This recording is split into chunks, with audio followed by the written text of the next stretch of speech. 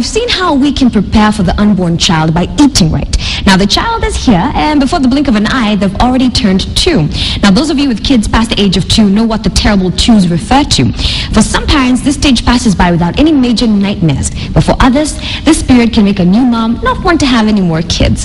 In toddler development, terrible 2s behavior is natural behavior for growing toddlers. It has nothing to do with good or bad children. It's completely natural for your toddler to start saying no. Terrible 2s behavior is about testing boundaries and finding limits. In the second feature, we hear from a mother who has an adorable baby boy who talks to us about her experience.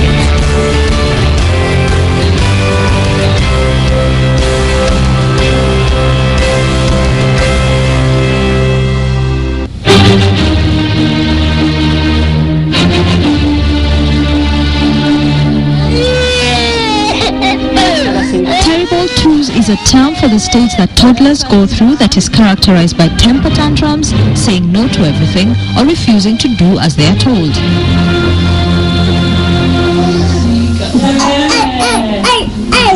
This phase of a toddler's development can be difficult for parents, and even more difficult when parents don't really understand what is happening. I think the word is just, it just came up with time, but it's not really a distinct phase, depending on how the children have come up from an earlier stage. I wouldn't say actually I experienced, I can define so that I'm able to stage and I'm really, scared about it, but I wouldn't say it was really there. It's a stage of life, usually between age 2 and age 3. Some people talk about terrible 2s or terrible 3s. When a child's behavior almost suddenly, almost overnight changes.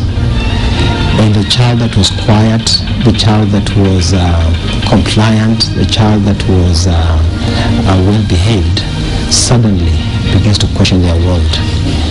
And some of the symptoms of the terrible 2s will be defiance, screaming, shouting,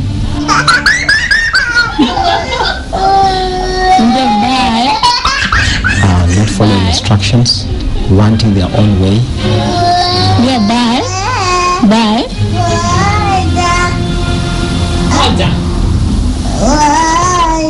Hiding to do naughty things,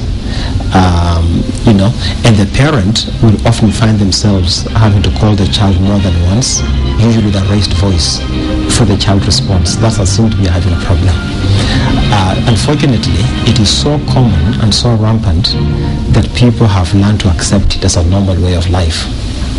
But there is help available. You see, a child has been growing for the last 2 years. Most children don't speak a whole lot before age 2. But they are observing their world. They are absorbing what they're hearing. Think of it this way. Think of the brain of a person like the hard disk in a camera. And their eyes and their ears are the lenses that are taking in what's going on. So this child is absorbing a lot in those first 2 years. Then a time comes when they're having the confidence to express it.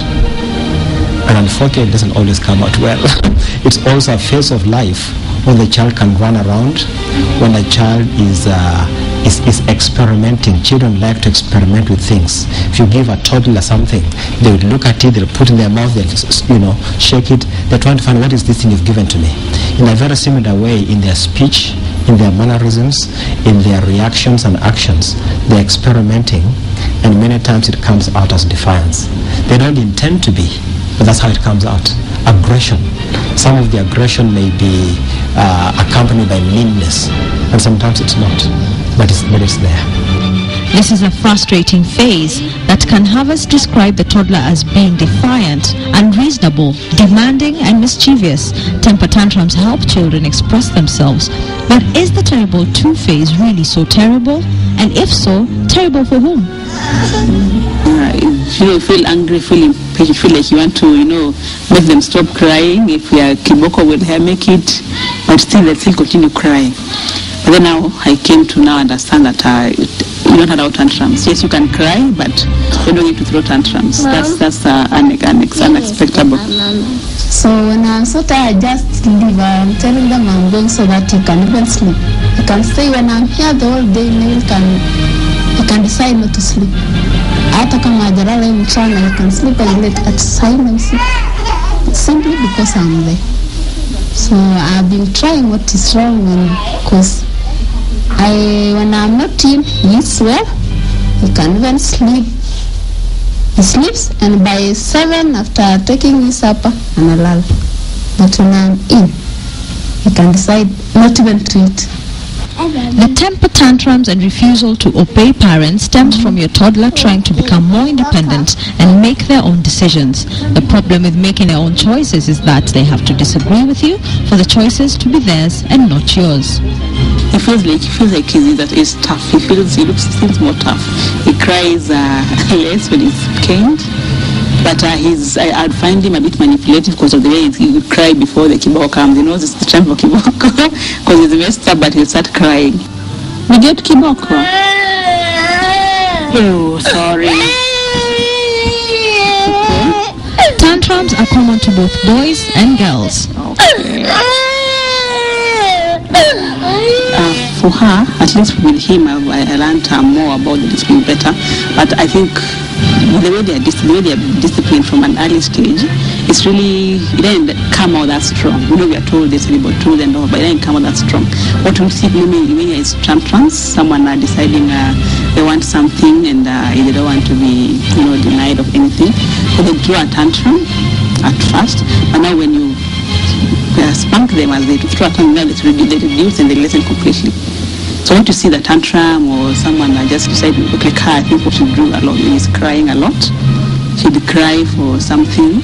With the caning, I think she feels more pain, or she fears it more. I think girls fear caning more than boys do. Maybe they can get the same amount of kiboko, but he would cry and she wouldn't cry. She would cry, but he wouldn't cry. Or even think that we are playing, like when I was introducing the discipline with him, he'd think maybe it's a game. Parents who have only handled boys may say so, but parents who have handled both would not necessarily say so. There's a personality aspect to it that can override the gender. The thing though is that when a boy, a 2-year-old boy is expressing themselves in the terrible twos, because of being a boy, it may come out harder than being a girl. But there are boys that I know who have gone through that stage of life without expressing the defiance that most boys do. Sometimes this defiant behavior exhibits itself more so when the mother is around. When I'm around, I think even me, I don't have peace of mind. Because when the house girl wants to hold him, he always don't want to, he cannot even eat when I'm in. Yeah. So I came to realize that when you stay with your kids so much, at least you get so frustrated. Even the one who is taking care of him, as a ghost, he's seeing mama. Like now, for example, when I'm not in, cannot tie TV, cannot even go to kitchen. You sit down properly and watch cartoon. But when I'm in, you can't even watch the TV. It's only changing channels or switching off the TV and want to stay like that because I'm in. So I've came to realize that maybe because he knows mama is in, I can't be punished, or I don't understand, or what this girl do to the kids, I don't know. Maybe they are shouting, and so maybe anakuwa fierce. Maybe when I do this, I'll be beaten. I don't know, because most of the time I'm away. Yes. Toddlers can really be a handful and require permanent watch, especially as they move from one place to another. Safety for your toddler when in the house should be taken seriously. Make sure always the kitchen is closed. When my girl knows that that's the rule, and the bathroom and the toilet. So I tell them, you lock wherever you are here, kitchen and because I found another time I found him when the water was trying to the bathroom. And I was so shocked. I was sitting here. I thought the kitchen and the menu was closed. So I found him even messing around. So from then I restricted and told my girl, just make sure you are sitting here and every kitchen and the bathroom and toilet is closed because of you. Knowing that your child will display unacceptable behavior and will be out of control from time to time gives you a chance to prepare for it. And what you want to do is to observe what the child is doing and teach the child ahead of time. When people come to our parenting classes, we teach them how to begin to train that child from the 9th month. The 9th month being a time when the child is developed enough to where they can distinguish their name from all other sounds. You call that child by name Wanjiro, and they turn to look at you. They know that's their name. And so at that time, they are ready to begin to learn. And so we teach parents to teach them 5 basic things from month 9 to about a year and a half. And if you do those things, you will not experience the terrible things. You know, the first thing we teach them is the word no. Now some may think, why do you begin with the negative? Well, because a child in their experimentation will often get in trouble. They don't intend to, but because of their curious nature, they'll get in trouble. So we teach them the word no. Then we teach them the word obey. Okay? That's a harder word to teach. But once you've taught a child no, and they respond to that, and you respond to the child affirmatively with hugs and kisses, and you teach them the word obey. Obey being the response to what they did when they possibly responded to your no teaching. So those 2 words, no, obey. Then teach them the word come. That can save a child a lot of trouble. If you talk to pediatricians who are treating toddlers, many toddlers come to them with burns. You'll find a toddler walking towards a gas cooker that has water on it, or perhaps in some settings walking towards a stove that has water on it. And the child's within a foot of the stove and you are 5 meters away. There's no way you can run and grab that child's hand. So you need to teach them early. When you call them by name and say come, that child will stop, look at you, and begin to come towards you. And they have no clue what danger you save them from. So that's a critical word to teach them. So no, obey, come, then open or give. Critical. You know, your toddler is playing out there, and your toddler, you know, suddenly you find they're no longer talking. You go out and their mouth is full of something, and you go out there to tell them open, and you press their little cheeks. Now the defiant child will actually swallow.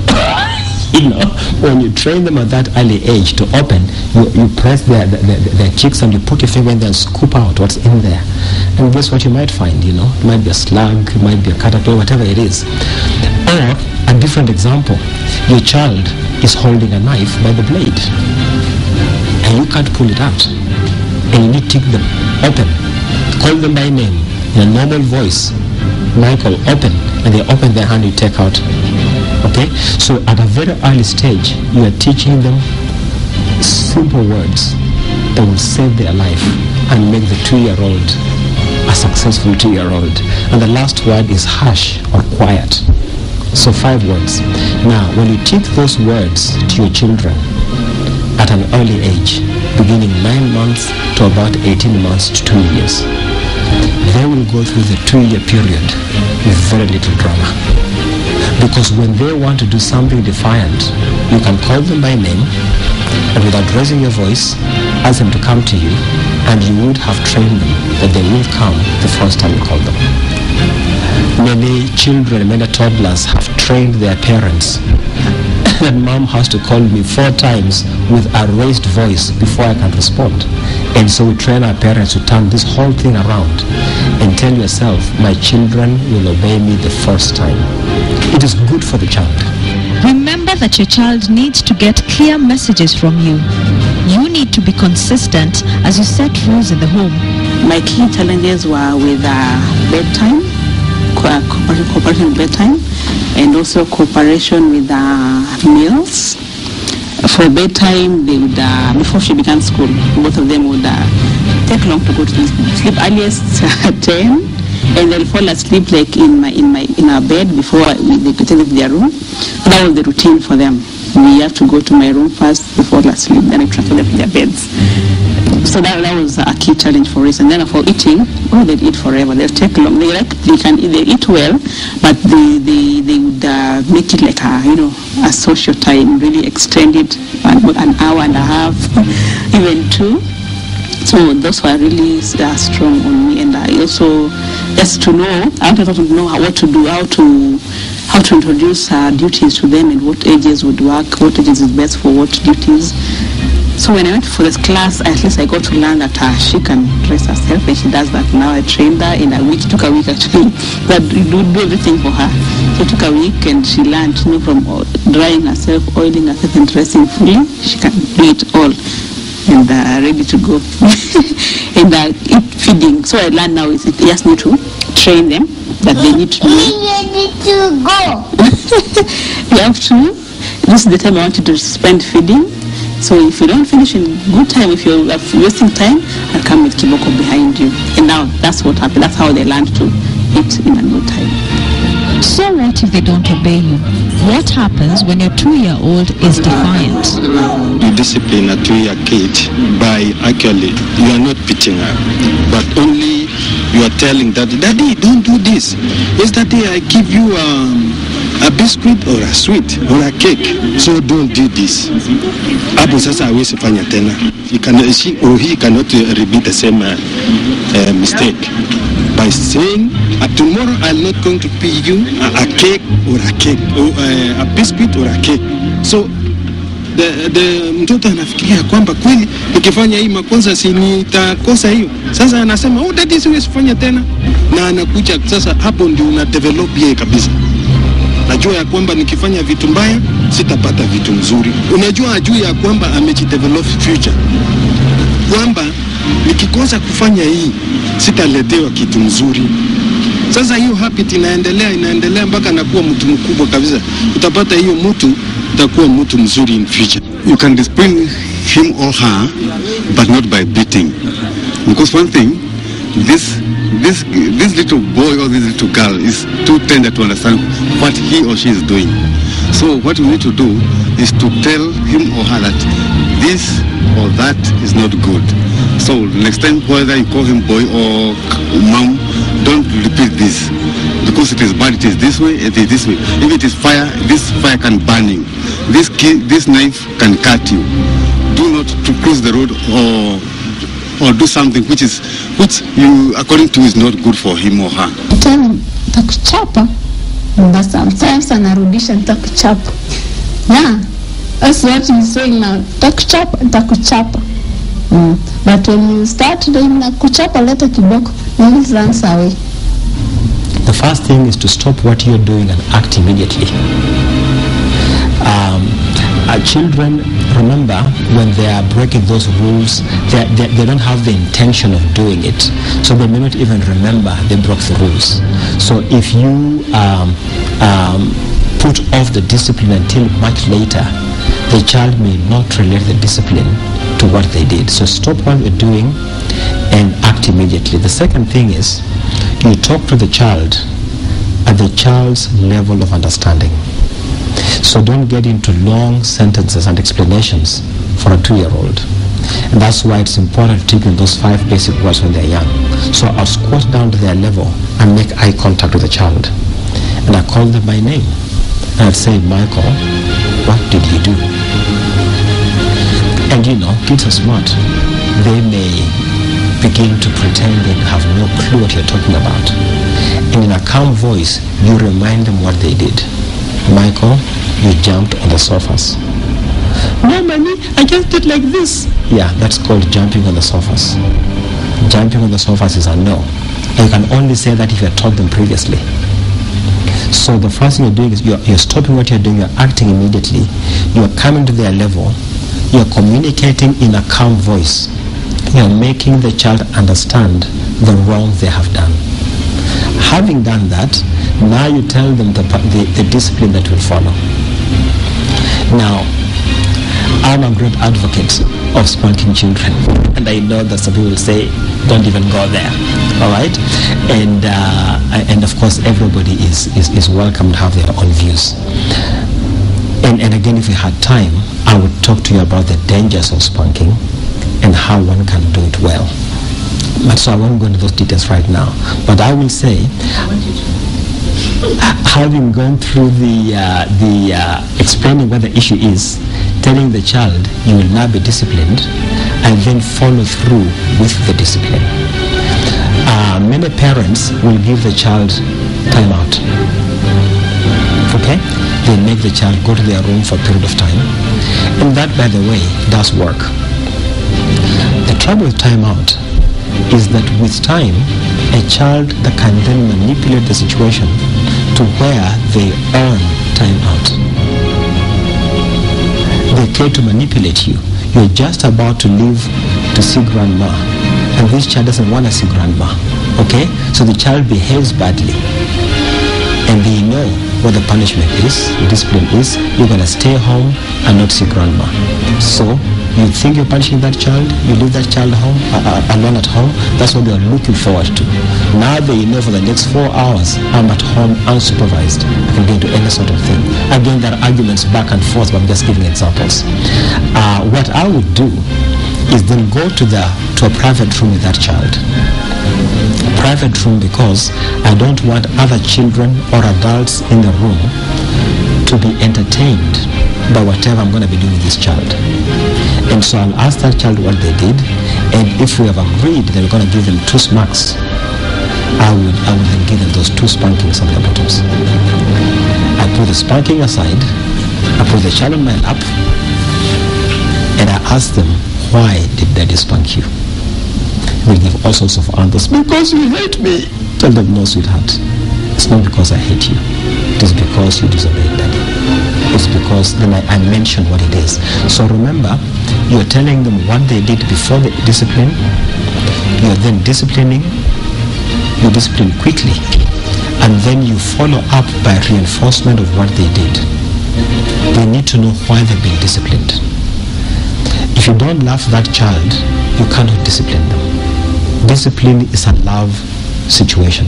A person who doesn't love the child is not qualified to discipline them. So I put them on my lap. Why did daddy spank you? Because you don't like me. Say, no, sweetheart, I really like you. I love you so much. I don't want you growing up with this foolishness. And I wipe their tears. And as they calm down, take a deep breath and calm down. And you want to reestablish your relationship with that child before you go back to play. And once you leave that room, don't refer to the matter again. A person who keeps on bringing up a bad matter ruins actually good friendships. So that's briefly how I do it. So now the place where we vary with many other people is the format of discipline that you give. But the steps I've outlined would still be applicable. The only difference would be when you're in that room with that child, what do you actually do? Some people may argue that spanking a child might destroy them. For Lillian, it took a little spanking to get her children on track. People would use things like give them time out. I don't think that's a good way to discipline a child, because it's like disconnecting your relationship with them for a time because of what they've done wrong. But I think although that can work in a small manner, if you just put them somewhere close to them, just sit there for a while. When you calm down, you can come and we talk about what the problem is. But keeping them out, locking them in their room for a while so that they can feel like they're being punished, it's not very warm, because you're separating your relationship for that moment of time. But yeah, you can put them aside until they calm down. So you sit there until you feel like I tell her, when you stop crying and you're calm enough, you can come and discuss it. But mostly caning. But of course, they start with training. Like I tell them, let me know what is wrong first before I cane them. So like I give them instructions. So this is wrong. If you do it again, I'll give you kiboko. So if they disobey the next time, they'll get their kiboko. So I progress from 3 to maximum of 5 spankings, depending on whether it's just disobedience or now they're being rebellious on an issue, repeating it over and over again. And I found it to work, because now they know that it's wrong. One of the places that parents dread taking their toddlers is shopping. Dr. Stanley Mukolwe gives us a few ideas on how to deal with this. discuss before we go.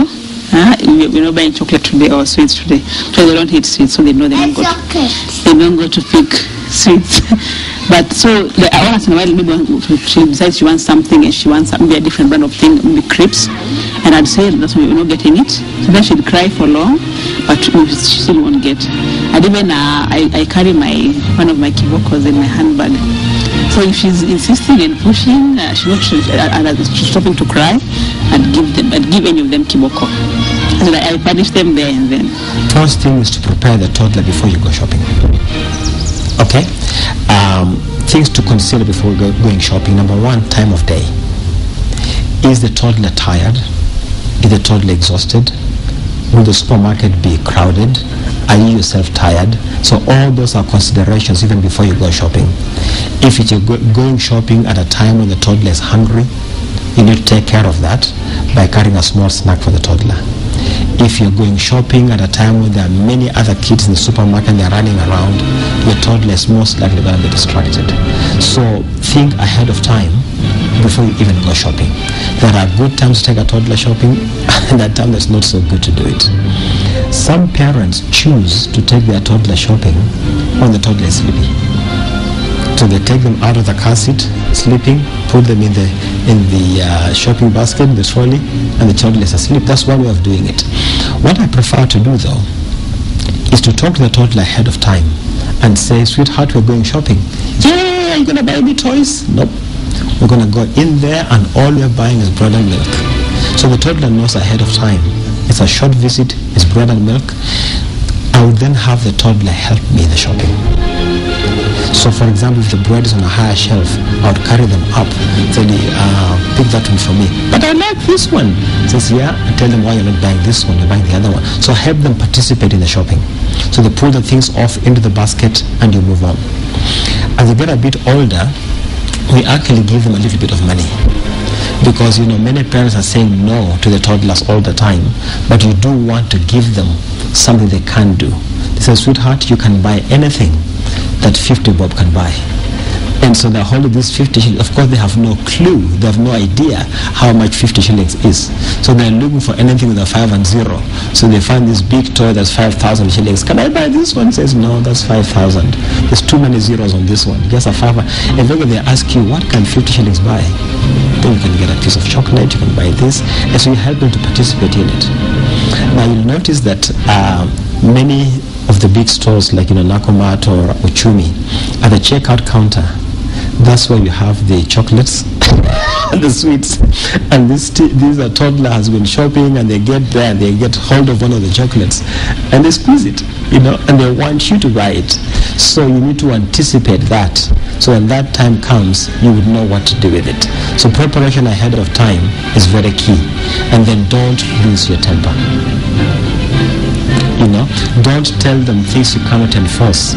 Some parents are so frustrated with a toddler in shopping. They tell them, I'm going to leave you behind and go home.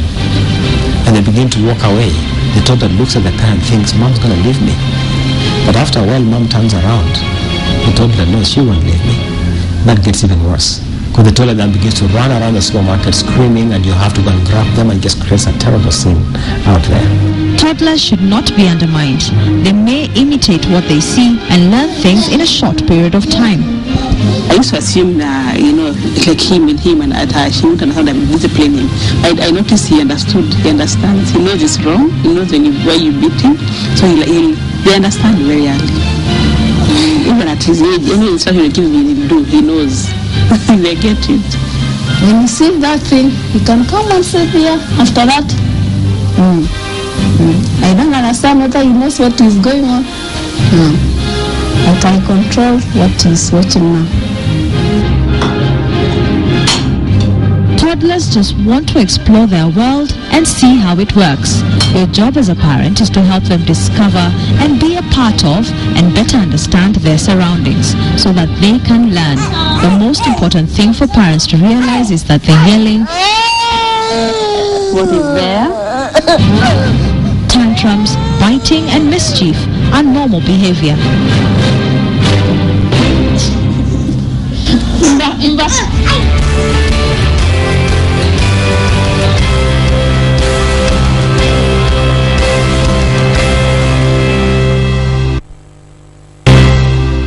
Without a doubt, a nutritious, well-balanced eating plan can be one of the greatest gifts you can give to your soon-to-be-born baby. Adopting a healthy eating plan before pregnancy is ideal, but no matter how many weeks are left on your countdown calendar, it's never too late to start. Send us your comments to midmorning@standardmedia.co.ke, or better yet, go to our Facebook page, KTM Midmorning, like it and drop in a comment. We also have a Twitter account now, @KTM Midmorning. Make sure you follow us on that as well. That's it for today. We do have more for you tomorrow, so be sure to join us.